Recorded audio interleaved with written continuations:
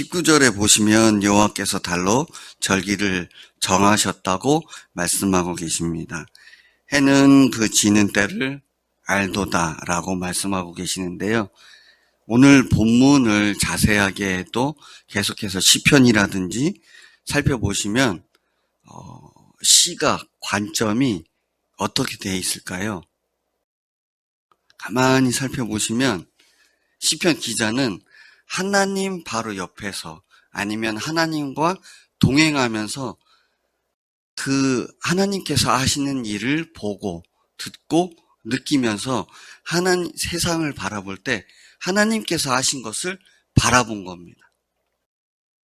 그러니 이런 말들이 나오는 겁니다. 사실 하나님을 모르는 사람들은 이런 말씀을 할 수가 없겠지요. 근데 시편 기자는 하나님과 동행하는 자였습니다. 하나님께서 하시는 것을 보았고 하나님께서 하신 일들을 보면서 감사와 찬양을 할 수가 있는 자인데요. 19절에 하나님께서는 절기를 정하셨다고 하고 계십니다. 그렇다면 요즘에 이제 저희 임집사님께서 농사를 다시 짓고 계시는데 생강도 때에 따라서 심어야 되지 않습니까? 토마토도 때에 따라서 심어야 되고 농사를 지으려면 밭을 갈아서 또 파종할 때가 있는데요.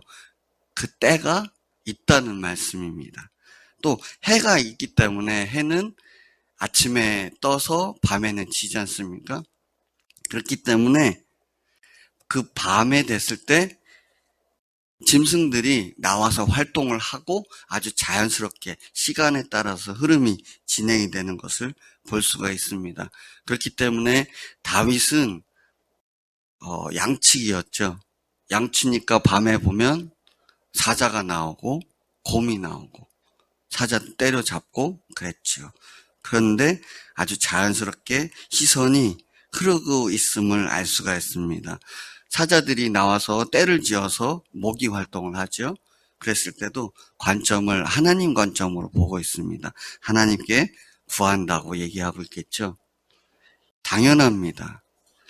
세상 사람들은 자기 생각대로 모든 것을 바라보죠. 하지만 하나님의 사람들은 모든 일의 관점을 하나님의 관점으로 보고 있습니다. 그것이 당연하고 마땅한 것이요. 그랬을 때 해가 밤이니까 암사자들이 나와서 먹이 활동을 했다면 해가 뜨니까 그것들이 이제 굴 속에 들어가서 잠을 자고 이제 사람이 나와서 자연스럽게 일을 하게 됩니다. 사람은 언제까지 일을 할까요? 요즘에는 밤새도록 일하시는 분들도 있지만 보통은 9 to 6, 아침에서부터 저녁까지 이제 수고를 한다는 겁니다.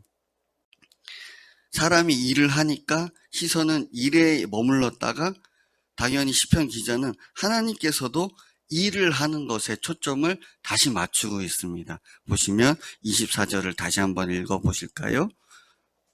여호와여, 주께서 하신 일이 어찌 그리 많은지요.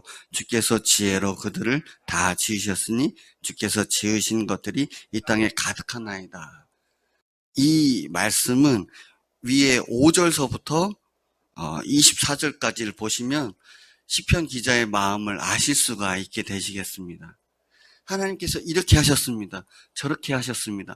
아, 하나님이 이렇게 하고 계시는군요. 하나님은 이렇게 하셨습니다. 그러니 24절에 하나님께서 지혜로 이 모든 것을 창조하셨고 이렇게 행하고 계시는군요. 감사합니다. 찬양합니다. 하나님 이렇게 하신 것들이 땅에 가득합니다. 라고 고백을 올려드리는 겁니다. 거기서 머무르지 않습니다. 시편 기자는 이제 시선을 어디로 두고 있습니까? 25절에 한번 보실까요? 25절에 보시면 이제 바다로 시선을 향하고 있습니다. 바다에는 당연히 너무나 넓고 끝이 없는 것을 알 수가 있습니다. 거기에 배들도 왔다 갔다 하지요. 또 크고 작은 물고기를 있고 또 이제 리오 야단도 있고 그런데 이것들이 또 먹기 위해서 또 일을 하고 또 먹이 활동을 하는 그 모습을 하나님의 관점으로 보고 있는 겁니다. 아, 이것들도 이렇게 활동하는 것이 하나님께서 이렇게 질서정연하게 또 행하고 계시는구나 하면서 28절에 보시면 하나님께서 주신 것들을 그들이 받는다고 하고 있습니다. 먹는 것, 자고, 입히고, 쉬는 모든 것, 의식주. 우리들은 하나님께서 그 모든 것을 주셨지 않습니까? 그렇기 때문에 우리는 그것들을 누릴 수가 있는 것입니다. 그리고 29절에 보시면 사람이 태어나는 때가 있으면 당연히 하나님께로 가는 때가 있지요. 동물들도 마찬가지입니다. 하나님께서 그들의 호흡을 거두시면 그들은 먼지가 돼서 다시 돌아가는 거지요. 근데 또 죽음이 끝이 아닙니다. 우리에게도 죽음이 끝이 아니듯이 30절에 보시면 죽음이 있으면 다시 또 다른 창조가 있는 것입니다. 세상에서 죄짓던 우리들을 하나님께서 부르셔서 다시 새 창조를 하셨지 않습니까? 우리가 바로 예수님의 십자가와 부활로, 예수님의 보혈의 피로, 부활의 권능으로 새 피조물, 예수님을 주인으로 모신 자가 됐음을 찬양합니다. 보시면 31절에 시편 기자는 이렇게 고백하고 있습니다. 이 모든 것들을 보니 시편 기자는 이렇게 다시 찬양하는데요. 같이 읽어보실까요? 여호와의 영광이 영원히 계속 갈지며 여호와는 자신께서 행하시는 일들로 말미암아 즐거워하시리로다. 하나님께서는 이 모든 것을 계획하시고 때를 따라 역사하시고 사람이 태어나는 때가 있으면 다시 하나님께로 돌아가는 때가 있고 동물도 태어나면 죽는 때가 있는 것입니다.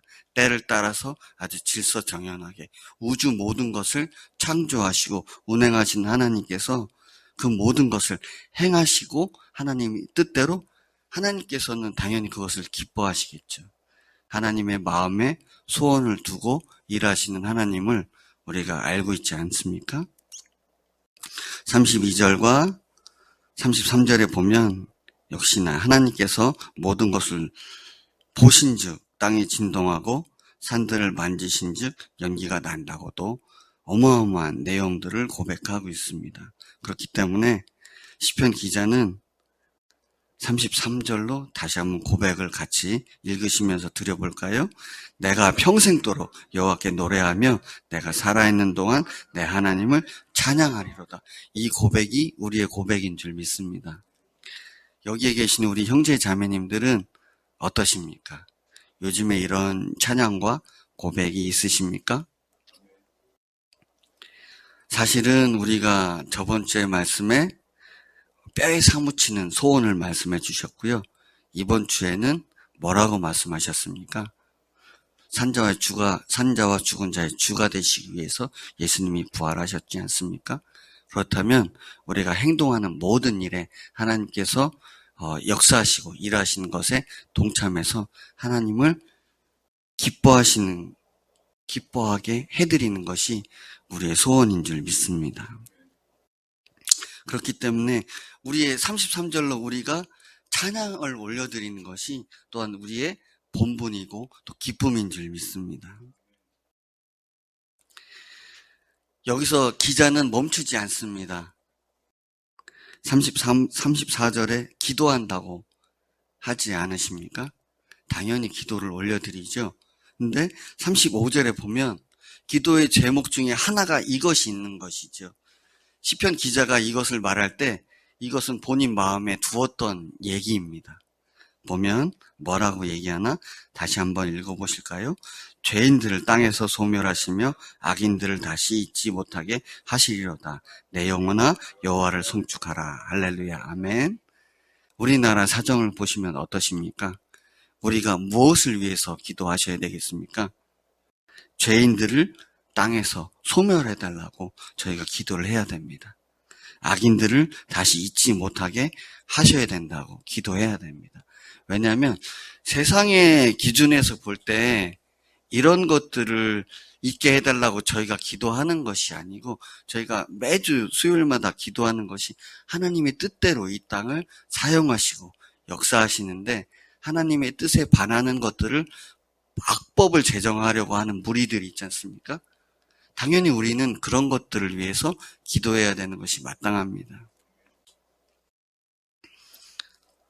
다시 한번 말씀을 자세히 이제 살펴보면 오늘 말씀을 살펴보면서 그런 마음이 들었습니다. 저에게도 저는 어려서부터 교회를 다니면서 하나님을 믿는다고 하였지만 예수님을 제대로 믿지는 못하였습니다. 예수님을 어떻게 믿는가 하면 우리는 복음으로 성경으로 하나님을 예수님을 믿을 수가 있는 것이죠. 근데 그분이 이 땅에 오셔서 죽으시고 부활하신 것으로 모든 사람에게 믿을 만한 증거를 주셨기 때문에 우리가 십자가 부활로 예수님을 그 부활의 증거로 하나님으로 확정할 수가 있는 것입니다. 이 믿음을 가진 우리들이 어떻게 삶을 살아야 될까요? 당연히 하나님께 하시는 일들을 우리가 보고 오늘 이렇게 뒤돌아보실 수가 있을 것 같습니다. 내가 태어나서 지금까지 있으면서 나에게 있었던 일들을 다시 한번 생각해보고 내 주변에서 하나님께서 행하시는 일들을 되돌아보실 수 있지 않으시겠습니까? 그러면서 온전히 하나님께 하나님 감사합니다. 하나님을 찬양합니다. 하나님의 이름을 축복합니다.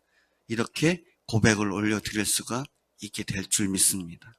그러면서 우리 마음속에 이를 지어서 성취하는 여호와 하나님은 예레미야 33장 2절로 그렇게 말씀하고 계시지요. 한번 찾아보실까요? 예레미야 33장 2절입니다.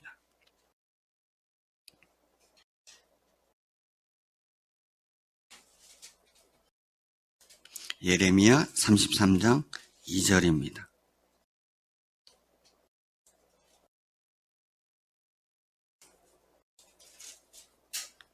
예.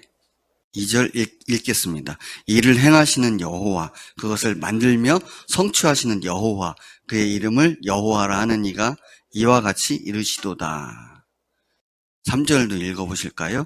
너는 내게 부르짖으라. 내가 내게 응답하겠고 네가 알지 못하는 크고 은밀한 일을 내게 보이리라. 아멘. 하나님은 오늘 시편 기자처럼 항상 일을 하고 계십니다. 때에 따라 일을 하시고 생사화복을 주관하시는 분이시고 모든 것을 하나님의 뜻 가운데 온전한 질서정연하게 일을 하시는 하나님이시죠. 생명을 주시기도 하시고 거두시기도 하십니다. 그렇다면 그 하나님의 인간을 향한 뜻은 어떻게 될까요? 또 우리를 향한 뜻은 어떻게 될까요? 우리 교회를 향한 뜻은 어떤 것일까요? 당연히 이를 지어서 성취하시는 여호와입니다. 만약에 우리가 하나님의 뜻을 내가 지금 살고 있는데 방향을 모르거나 뜻을 모른다거나 어떻게 해야 될지를 모른다면 당연히 부르짖으셔야죠. 기도하셔야죠. 그것을 위해서 기도하셔야 되고 또한 하나님께 온전히 찬양을 올려야 될 줄 믿습니다. 저도 너무나 감사한 것은 제가 복음을 알고 또 우리 강성에서 또 일하면서 또 우리 교회에서 또 우리 형제들을 돕고 하면서 너무나도 감사한 것은 박 목사님께 주신 말씀, 추수꾼들을 키우는 그 역할을 박 목사님 지금까지 계속 감당하고 계시는데요. 우리가 또 그 추수꾼들을 다시 세워드리는 일꾼들인 줄 믿습니다.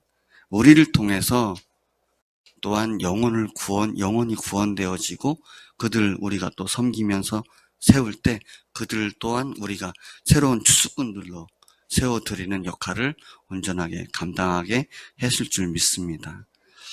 정말 우리 교회에 주신 세 가지 소명은 너무나도 저에게는 또 간절한 소망입니다.